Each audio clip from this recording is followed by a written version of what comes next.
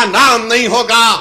تم ایک اسمبلی کا الیکشن جیتنے کے لیے غریبوں کو اپنے گھر سے بے گھر کر رہے ہو. ارے کیا تم زمین نہیں دے سکتے؟ تمہاری حکومت کی مشن وسندھرا میں تم کیوں نہیں دیتے آسام میں بنگالی زبان بولنے والے مسلمانوں کو؟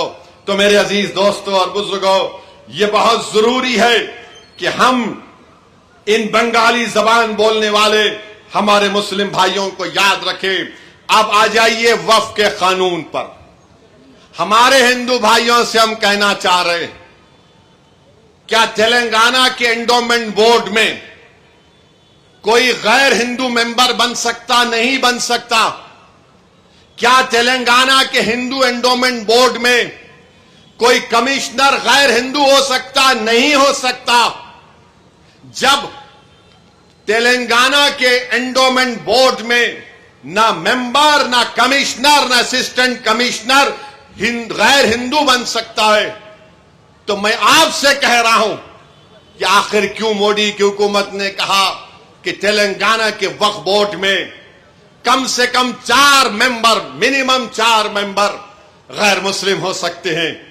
کیا یہ رائٹ ٹو ایکوالٹی کا وائلیشن نہیں ہے؟ اگر یہ بات ہے تو پھر ہر جگہ کیوں نہیں بناتی آپ؟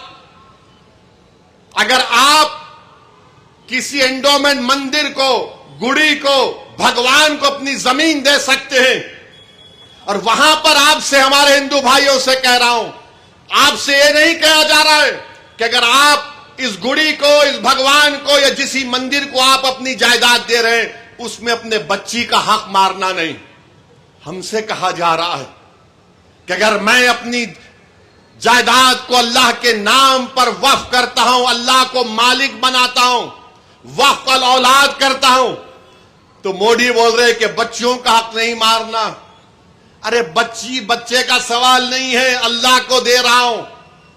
یہ ہماری شریعت میں مداخلت ہے. ٹرانسفر آف پراپرٹی ایکٹ ہے. اورل ہم گفٹ دے سکتے، اس کو ہبا بول سکتے. اب مودی یہ بول رہے کہ اورل آپ پراپرٹی اپنی اولاد کو دے سکتے، مگر اورل آپ پراپرٹی قانون بننے کے بعد وقف بورڈ کو نہیں دے سکتے.